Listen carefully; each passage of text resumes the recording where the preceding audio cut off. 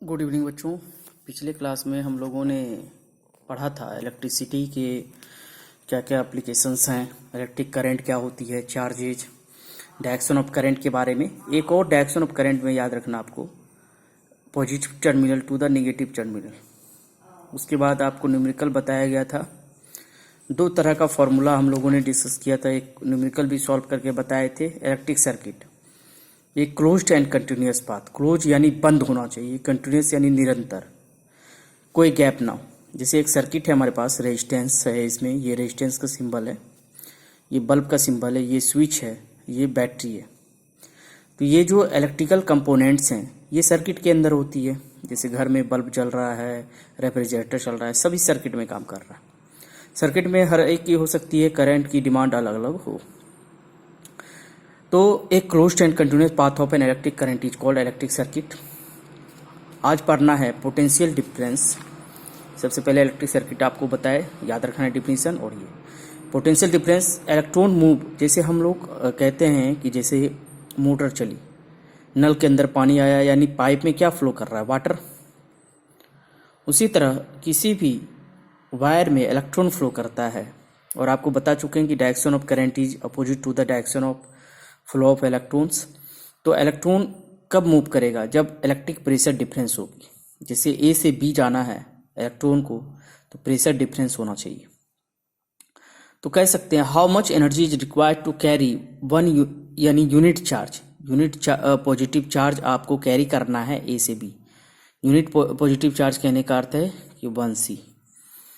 1 unit positive charge को ए से B तक जाने में जो एनर्जी लगती है वह इलेक्ट्रिक पोटेंशियल डिफरेंस या पोटेंशियल डिफरेंस के नाम से हम जानते हैं।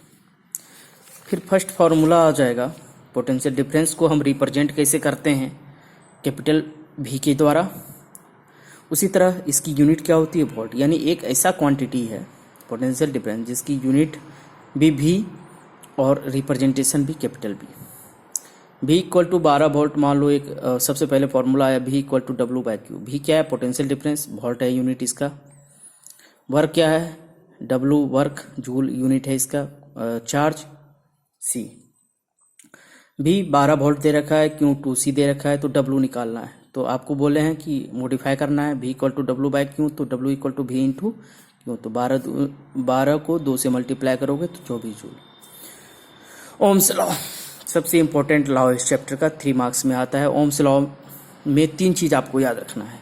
पहला ग्राफ, दूसरा फॉर्मूला, तीसरा स्टेटमेंट। ग्राफ, फॉर्मूला और स्टेटमेंट, ये 3 चीज़ आपको हमेशा याद रखना है। ग्राफ V और I के बीच एक स्ट्रेट ग्राफ यानी यूनिफॉर्म लाइंस बनती है, V और I हम कह सकते हैं। तो इसमें क्वांटिटी क्या क्या यूज हुआ, VIR। V यानी पोटेंशियल डिफरेंस, I यानी इलेक्ट्रिक करंट, R यानी रेजिस्टेंस। पोटेंशियल डिफरेंस का यूनिट V, करंट का A और रेजिस्टेंस का ओम। तो potential difference across a conductor, यानी पोटेंशियल डिफरेंस अक्रॉस ए कोई भी कंडक्टर है, उसमें जो पोटेंशियल डिफरेंस है वो डायरेक्टली प्रोपोर्शनल होता है करंट के। V is directly proportional to I। यह साइन जो है डायरेक्टली प्रोपोर्शनल का है। प्रोपोर्शनल को हटाएंगे तो एक कांस्टेंट आ जाता है R और I।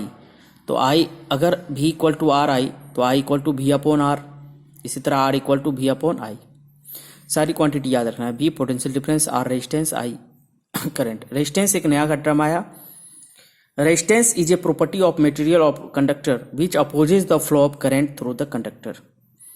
यानी रेजिस्टेंस वह प्रॉपर्टी है मटेरियल का जो अपोज करता है फ्लो, यानी किसी भी वायर में करंट कम फ्लो करवाना है तो क्या ऐड करना होगा, रेजिस्टेंस। उसमें रेजिस्टेंस एक इलेक्ट्रिकल कंपोनेंट होगा।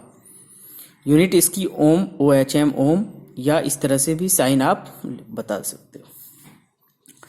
तो रेजिस्टेंस याद रखना है कि एक प्रॉपर्टी है मटेरियल का जो अपोज करता है, हमेशा विरोध करता है कि अगर आपको किसी वायर में कम करंट फ्लो करवाना है, किसी डिवाइस में कम करंट चाहिए, तो आप रेजिस्टेंस उसका बढ़ा दो।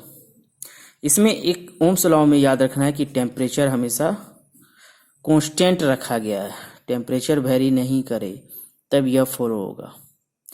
तो ओम्स लॉ में 3 चीज, पहले ग्राफ, उसके बाद स्टेटमेंट कि directly proportional to the current potential difference, formula. और रेजिस्टेंस तो एक फिजिकल क्वांटिटी जो आपको याद रखना है कि एक तरीके से इलेक्ट्रिकल कंपोनेंट है। धन्यवाद।